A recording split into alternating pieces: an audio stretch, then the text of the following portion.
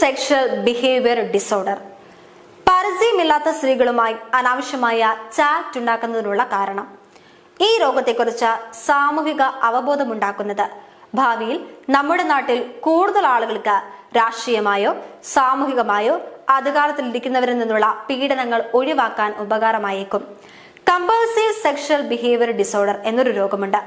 സാധാരണഗതിയിൽ സെക്സ് നല്ലൊരു കാര്യമാണെങ്കിലും മനുഷ്യ സഹജമാണെങ്കിലും 24 മണിക്കൂറും അതിനെക്കുറിച്ച് ചിന്തിച്ചുകൊണ്ടിരിക്കുകയും സന്ദർഭം സമയം നോക്കാതെ പങ്കാളികളെ തിരയുകയും നമുക്ക് തെറ്റാണെന്ന് അറിഞ്ഞുകൊണ്ട് തന്നെ മറ്റുള്ളവരോട് ലൈംഗികപരമായ കാര്യങ്ങൾ പറയുകയും ചെയ്യുന്നതൊക്കെ ഈ രോഗത്തിന്റെ ലക്ഷണങ്ങളാണ്. മദ്യം അഡിക്ഷൻ ആകുന്നത് പോലെ തന്നെ സെക്സിന് അഡിക്റ്റ് ആകുന്നത് ചികിത്സ വേണ്ട ഒരു രോഗമാണ്. ഓരോ 5 മിനിറ്റിലും ഫോൺ ചെക്ക് ചെയ്യുന്ന ഒരാളാണ് നിങ്ങളെങ്കിൽ ഈ അഡിക്ഷൻ എങ്ങനെയാണ് പ്രവർത്തിക്കുന്നതെന്ന് നിങ്ങൾക്കും മനസ്സിലാക്കാം. ഒരു പക്ഷെ ഫോൺ ചെക്ക് ചെയ്തില്ലെങ്കിൽ എന്തോ ഒരു നഷ്ടബോധം തോന്നുന്ന പോലെയാണ്. ഇതുപോലെ തന്നെയാണ് CSBD ഉള്ളവരിൽ സെക്സുമായി ബന്ധപ്പെട്ട എന്തെങ്കിലും ചെയ്തില്ലെങ്കിൽ ഉണ്ടാകുന്ന മാനസികാവസ്ഥ.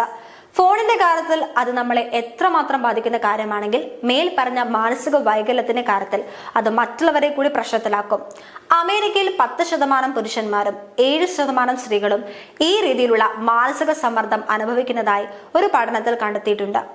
നമ്മളിൽ പലരും പോൺ കാണുന്ന ആളായിരിക്കും, പക്ഷേ നമുക്ക് തന്നെ നിയന്ത്രിക്കാൻ കഴിയാതെ പോണ് കാണുന്ന, അതുകൊണ്ട് ജീവിതം തകരുന്ന അവസ്ഥ വരുമ്പോഴാണ് ഇതിനെ രോഗമായി കണക്കാക്കുന്നതും കമ്പൾസീവ് എന്ന് വിളിക്കുന്നതും. ഇതിനെ ഒരു രോഗമായി കണക്കാക്കാൻ കാരണം ഇത്തരക്കാരിൽ തലച്ചോറിൽ കാണുന്ന മാറ്റമാണ്.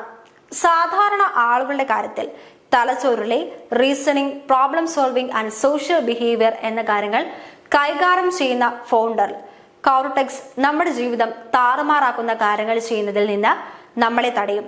എന്നാൽ മേൽ പറഞ്ഞ രോഗമുള്ളവരുടെ കാര്യത്തിൽ അവരുടെ സന്തോഷവും വൈകാരിക ഓർമ്മകളും കൈകാര്യം ചെയ്യുന്ന അഗ്ദല വലുതായിരിക്കും. അഗ്ദലയും ഫ്രോണ്ടൽ കോർട്ടെക്സിലേക്കുള്ള നാഡീബന്ധങ്ങൾ കുറഞ്ഞുമിരിക്കും. അതുകൊണ്ട് തന്നെ വൈകാരികമായി നമുക്ക് ചെയ്യാൻ തോന്നുന്ന കാര്യങ്ങൾ വ്യക്തിപരമായോ സാമൂഹ്യപരമായോ മോശമാണെങ്കിൽ കൂടി ആളുകൾ അതുമായി മുന്നോട്ടു പോകുന്നത്